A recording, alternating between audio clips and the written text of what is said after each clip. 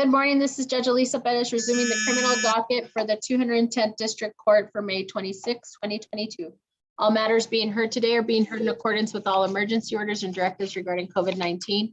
In addition to that, we are streaming all matters live via YouTube for public viewing. I will go ahead and call it. Calling cause number 2019-0D02176.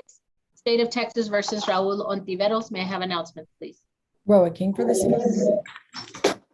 And good morning, Judge Perez. This is Roger Rodriguez on behalf of the defendant Raul Ontiveros. Ready to proceed, Your Honor. Good morning. And Mr. Ontiveros is connected, and we did have, I guess, ample opportunity to verify that he is able to hear us. I know he's muted right now, but he is appearing remotely. We are scheduled for a review hearing today, and I did receive a report from probation indicating that Mr. Ontiveros continues to drink and is testing positive for cocaine. Mr. Rodriguez, I know you were here last time we reviewed his case. And so I know off the record, I requested a bench warrant from probation, but you did indicate your client wanted to speak to me. So, Mr. Ontiveros, if you're gonna say something, I don't know, Mr. Rodriguez, if you had something to present to the court, but Mr. Ontiveros, if you're gonna chime in, then I need you to unmute. We do, Your Honor. Would you like me to go first, Your Honor? Or would you like to hear from the defendant? However you'd like to proceed.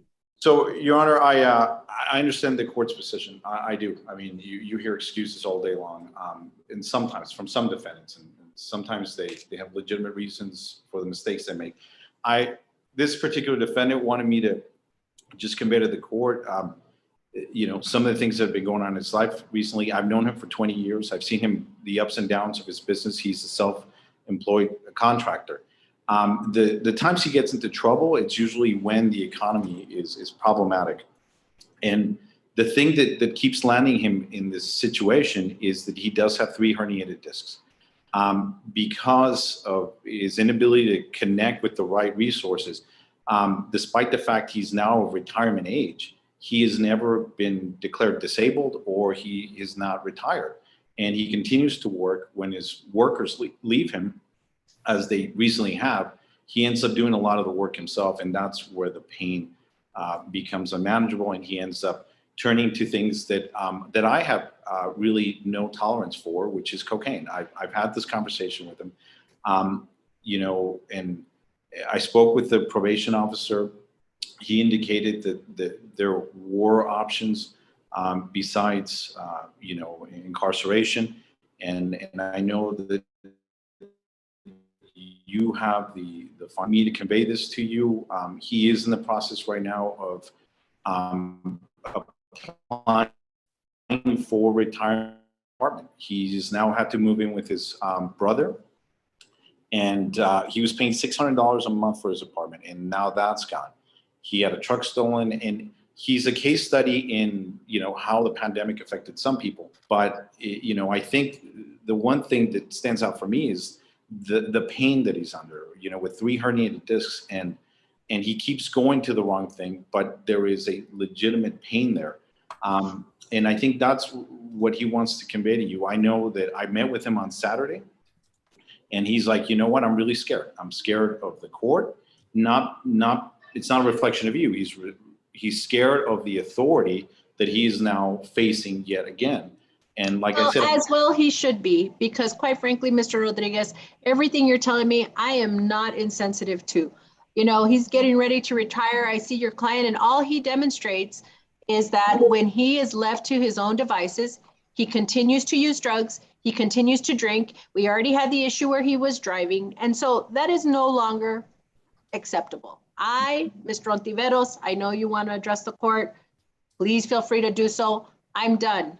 You have been offered DWI court. You have been offered every type of treatment, and all you do is offend. One thing you're not ready to retire from is partying, doing cocaine, drinking, and driving.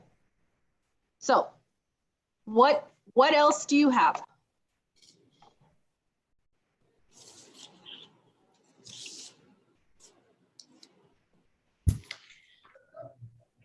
I think we're waiting to hear from him, Your Honor. I don't think he's giving any indication that he hears.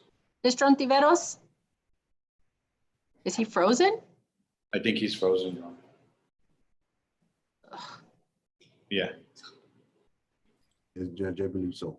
And he had his phone disconnected too, Your Honor. So that's one of the problems. Well, yeah, sure. Life's, you know, to me, he has had opportunities and he just cannot get it together. So Yeah. I don't have a problem. I'm issuing the bench warrant. I don't have a problem if you're able to contact him. I have a meeting at noon. I don't have a problem if you want to run down here to the court. What I will tell you though is that he may be going in. So if we can't get him here because of the technical issue, so be it. We have an in-person hearing, but I can't guarantee you he's going to leave. And Your Honor, if I can communicate to him, because he's going to ask me, so you're inclined to issue the bench warrant? I am issuing, yes. Mhm. Yes, Your Honor. And just so I can explain to him what is the consequence of that bench warrant? I mean, are we looking at? I know it's incarceration, but is the court proposing? I'm ready to revoke him. Your Honor, if I may, the state has requested a violation notice to file an MTR. Okay. I'm quite done. I'm quite done with Mr. Ontiveros. Okay, thank you, Your Honor. Thank you very much.